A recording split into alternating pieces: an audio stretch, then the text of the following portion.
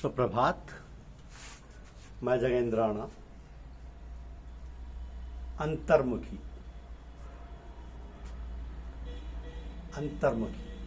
इस आध्यात्मिक विषय पर चर्चा करेंगे आज। वास्तव में शक्तिपात या तवज्जो देना मौन शिक्षा के ही अन्य नाम है। संस्कृत ग्रंथों में शक्तिपात की विस्तृत व्याख्या है और मुसलमान संत इसी को तवज्जो देना क्या कर पुकारते हैं। प्रश्न ये है कि हम इस मौन शिक्षा की व्याख्या किस प्रकार कर सकते हैं। मौन शिक्षा देने के अधिकारी वे बिरले सद्गुरु महात्मा ही हो सकते हैं जिन्हें साक्षात्कार हो चुका है और दूसरे को साक्षात्कार कराने की सामर्थ्य रखते हैं। तो इस प्रकार के महापुरुष का रंग केवल एक ही होता है और वो रंग है ईश्वर प्रेम। इसी रंग में रंगे ये लोग दूसरे को भी उसी में ओतप्रोत कर देते हैं। तो सारे मौन शिक्षण ये जो कहिए कि आध्यात्म का आधार यही है कि ईश्वर प्रेम तथा ईश्वर का ज्ञान एक महापुरुष दूसरे को दे सकता है। एक व्यक्ति जो सही अर्थों में उसे प्रकाश से दीप्त है दूसरे को भी प्रकाशित कर सकता है। स्वामी विवेकानंद जी ने तो यहाँ तक लिखा है कि ईश्वर प्रेम किसी भी सांसारिक वस्तु से अधिक स्पष्टता दिया जा सकता है। संक्षेप में हम कह सकते हैं कि जो महात्मा है वो दूसरों को भी महात्मा बना सकते हैं। इसके अतिरिक्त अन्य कोई जांच या परीक्षण महात्माओं की नहीं हो सकती। तो महात्मा लोग ये कार्य किस प्रकार संपन्न करते हैं। आप किसी भी व्यक्ति से मिलें, चाहे वह सन्यासी हो या सांसारिक, आसक्त हो या विरक्त, आप पर अपना प्रभाव अवश्य छोड़ेगा। हमारे रोम रोम से जो हमारी प्रकृति है वह प्रस्फुटित होती रहती है। बोलचाल की भाषा में हम कह सकते हैं कि हमारी करंट हमेशा बाहर निकलती रहती है। इसलिए लोग कहते हैं कि संगत का प्रभाव पड़ता है। किसी बुरे व्यक्ति के साथ आप रहें तो ये नहीं है कि आपको बिल्कुल घोल कर पी जाएगा। वो आप पर जाने अनजाने अपना प्रभाव डालेगा जिससे आप बच नहीं सकते। इसी प्रकार यदि आप किसी महात्मा की संगत करेंगे तो वो भी आप पर अपना प्रभाव डालेगा। और जिस व्यक्ति के पास ईश्वर प्रेम के अतिरिक्त और कुछ है ही नहीं, वो सुबह उसके आपको और देगा भी क्या। जिसमें खुद डूबा हुआ उसी में आपको भी डुबो देगा। तो ये एक साधारण आम बात। वास्तव में आप जिस महापुरुष के पास हैं वो एक और ही प्रक्रिया से आपके ऊपर काम कर रहे हैं। आप चाहे उनके सम्मुख हो या नहीं, वे सदा आप पर ईश्वरीय प्रेम वर्षा कर रहे हैं। आप जब उनके सामने बैठकर सत्संग कर रहे हैं तो वो आपके अंदर अपना आत्म तेज डाल रहे हैं। या यूं कहिए कि ईश्वरीय प्रकाश जो सदा प्रभावित रहता है उसे अपने अंदर समाहित करके आप जितना आप रख सकते हैं उतना आपको प्रदान कर रहे हैं। यहाँ पर बिजली के वितरण की व्यवस्था का उदाहरण ही तर्कसंगत है। ईश्वर एक पावर हाउस है, प्रकाश का या ज्ञान का। यहाँ से प्रकाश सब स्टेशन में जाता है, वहाँ से आपके मीटर तक आता है। तो आपके गुरुदेव सब स्टेशन के समान और आपका दिल मीटर है। तो वे सदा आपके दिल को ईश्वर की ईश्वरीय प्रकाश से प्रकाशित रखते हैं।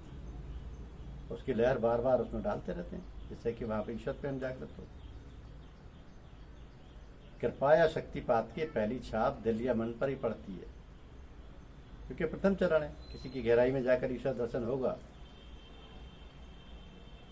अरविंद आश्रम की माँ का कहना है कि हृदय के अनंत गहराई में जाकर ईश्वर प्राप्त हो सकता है। हृदय पर ध्यान करने के महत्व पर अधिक जोर नहीं दिया जा सकता। एक और तो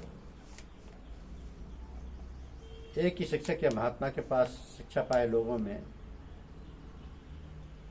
अंतर पाया जाता है। संत के पास जब लोग बैठते हैं सत्संग के बाद जब उनसे पूछा जाता है कि आपको कैसा अनुभव हुआ, सभी अपना अलग अलग अनुभव बताते हैं, जबकि शक्तिपात सब पर एक सा ही हुआ। तो ऐसा होने का क्या कारण है?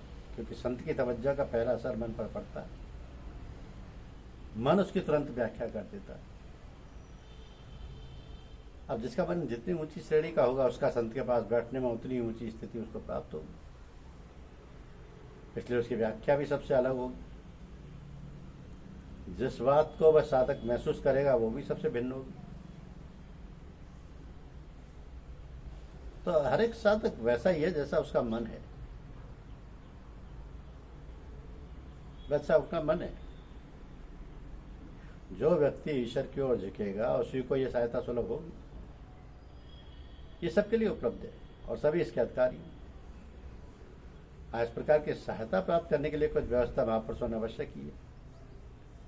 सभी महात्मा आप लोगों के भले के लिए ही अपना प्रकाश निश्चित समय पर प्रवाहित करते रहते हैं। कोई व्यक्ति सुबह 4 बजे करीब ईश्वर आराधना में लीन रहता है, उसे सहायता सहज ही सुलभ हो जाती है। ऐसे व्यक्ति की साधना सुचारू रूप से अपने आप चल निकलेगी। महापुरुषों का तो वचन है कि जो व्यक्ति सुबह 4 बजे उठकर बैठ जाए तो अनायास ही ईश्वर प्राप्त हो जाएगा। इतना महत्व तो ब्रह्म मुहूर्त में उठने का ही है। इसी प्रकार अन्य और समय भी हैं जिन पर साधना करने में अति सुंदर स्थिति उत्पन्न हो जाती है। अति सुंदर स्थिति उत्पन्न हो जाती है। तो सामान्य तौर से जो मितभाषी होता है उसे अंतर्मुखी कहा जाता है। कुछ हद तक यह अर्थ सही भी है, किंतु वास्तव में अंतर्मुखी हम उसे कहते हैं जिसकी प्रवृत्तियों का बहाव बाहर की ओर ना होकर अंदर की ओर हो। हमारी सभी इंद्रियों का बहाव बाहर की ओर है। आंखें कुछ ना कुछ देखने को लालायित रहती हैं, कान सुनने को उत्सुक रहते हैं, मन की दौड़ का तो ठिकाना ही क्या है। जब इस गति को रोककर हम अपनी वृत्तियां अंदर की ओर करते हैं तब सही मायने में हम अंतर्मुखी होते हैं। तो मनोविज्ञान ने आदमियों को सामान्यतः 2 श्रेणी में बांटा है, पहला अंतर्मुखी और दूसरा बहिर्मुखी। कुछ व्यक्ति स्वभाव से ही अंतर्मुखी होते हैं, तो जो ऐसे नहीं है वे प्रयास से अंतर्मुखी बन सकते हैं। साधक के लिए ऐसा होना अति आवश्यक है, क्योंकि बिना अंतर्मुखी हुए वो साधना कर ही नहीं सकता। यहाँ पर कुछ बातें ऐसी ही बताने का प्रयास है कि जिससे अंतर्मुखी होने में सुविधा हो। सर्वप्रथम तो ध्यान की प्रक्रिया ही हमें अंतर्मुखी बनाती है, क्योंकि ध्यान में हम चित्त की वृत्तियों को समेट कर एक बिंदु पर केंद्रित करते हैं। उस समय इंद्रियों का सारा व्यापार ठप हो जाता है और मन भी शिथिल होकर शांत हो जाता है। यही अंतर्मुखी स्थिति है। अब इससे आगे बढ़कर पूजा या साधना आरंभ होती है। तो ध्यान के अतिरिक्त भी कुछ उपाय हैं जिनके द्वारा अंतर्मुखी हुआ जा सकता है। इसमें सबसे महत्वपूर्ण है आंख, कान और जीभ पर नियंत्रण। इसके लिए दिनभर के कार्यकलापों पर दृष्टि रखना आवश्यक है। आंख पर नियंत्रण का अर्थ है कि किसी भी चीज पर जो हमें अधोमुखी अवस्था में ले जाने वाली है उस पर दोबारा दृष्टिपात नहीं करें। स्त्रियों से बात करना भी हो तो दृष्टि उनके मस्तिष्क के चरण की ओर रहे। कान पर नियंत्रण का अर्थ है फिजूल की बातों की ओर ध्यान न दिया जाए। जीभ पर नियंत्रण के 2 भाग हैं। पहला है बोलचाल का संयम, यानी कम बोलना, सोच समझ कर बोलना आदि, और दूसरा है स्वाद के अधीन न होना। जो भी भोजन मिले उसे ईश्वर प्रदत्त मानकर सहज ग्रहण करना चाहिए। इस नियंत्रण की महत्ता को बताते हुए कहा गया कि आंख, कान, जिह्वा कर बंद, तब घट चमके सूरज चंद। तो आत्मनिरीक्षण से भी अंतर्मुखी होने में सहायता मिलती है। सोने जाने से पहले दिन भर के कार्यकलाप का लेखा जोखा कर लेना चाहिए। उस समय यह भी ख्याल जरूर आएगा कि कौन सा कार्य सही था और कौन सा गलत। इससे सही कार्य की ओर अग्रसर होने की प्रवृत्ति बढ़ेगी, क्योंकि न्याय और अन्याय, धर्म और अधर्म, पाप और पुण्य, सत्य और असत्य का निर्णायक हमारे अंदर ही मौजूद है। वो जज तो हमारे अंदर ही बैठा है। पूज्य बाबू साहब ने एक पत्र में ज्ञानचंद जी को लिखा कि जो भी व्यक्ति ईश्वर से प्रेम करता है वह उसे अपने गुण दे देता है। ये बहुत ही सीधी किंतु सार गर्भित बात है। उपासना का अर्थ है पास बैठना। जिसके पास बैठेंगे उसके गुण आना स्वाभाविक है। आग के पास बैठने से ऊष्मा का अनुभव होगा ही। जो बात ईश्वर पर लागू होती है वही गुरुदेव पर भी लागू होती है। यदि हम गुरुदेव के पास बैठे हैं तो उनके गुण हमें आने ही चाहिए, अन्यथा सब आंख बीचना, ध्यान करना बेकार है। उनके कार्यकलाप, आदतें, स्वभाव और कार्य जो उन्हें प्रिय हैं वो कुछ तो हमारे आचरण में करने चाहिए। यदि ऐसा नहीं हो रहा तो हम अपने को एक धोखे में डाले हुए और साधना में भी अटके हुए। अपने सत्संग में बहुत ही कम देखने को मिलती हैं कुछ चीज़ें। हम लोग आपस की खींचतान, आलोचना, प्रत्यालोचना, दूसरों के गुणों का बखान करना, इसमें इतने संलग्न हो जाते हैं कि सही मार्ग से ही भटक गए। और जो प्रेम का रास्ता गुरुदेव दिखा रहे हैं उससे हाथ धो बैठे। आपस में हम लोगों में कोई परस्पर प्रेम नहीं, कोई मधुर व्यवहार नहीं, किसी आदमी के विषय में उसकी पीठ पीछे बात करने की इजाजत ही नहीं। और उसके रहस्यों को आप कैसे उजागर कर रहे हैं? आपने कभी अपनी इष्ट को किसी ऐसे व्यक्ति के बारे में बात करते सुना है जिनके सामने ना हो, या फिर किसी की तारीफ या बुराई करते सुना हो तो बता दें। मैं कभी किसी के बारे में बात ही नहीं करती। आपस की दुर्भावना इतनी बड़ी है कि लगता ही नहीं कि हम एक बुजुर्ग के कदमों के साथ बैठे हैं। होना ये चाहिए कि हमारे व्यवहार को देखकर लोग पूछें कि आप लोग कहाँ जाते हैं, कहाँ से संबंधित हैं, जिसके कारण आप में परस्पर इतना प्रेम है और व्यवहार इतना मधुर है। वस्तु स्थिति यह है कि हम अपने व्यवहार के कारण सत्संगी कहलाने का अधिकार खो बैठे हैं। और बहुत से मामलों में हमसे वे दुनियादार अच्छे हैं जो नेकी से रहकर आपस में प्रेम तथा सौहार्द बनाए रहते हैं। इस बदलाव से निकलने का रास्ता यही है कि हम अपने व्यवहार पर निगाह रखें और जो गलती हो जाए उसे दोबारा ना करने का पक्का इरादा रखें। अपने सत्संग में वाद विवाद, आलोचना एवं परनिंदा आदि का कोई स्थान नहीं। इनसे बचे रहें, खामोशी अख्तियार कर लें।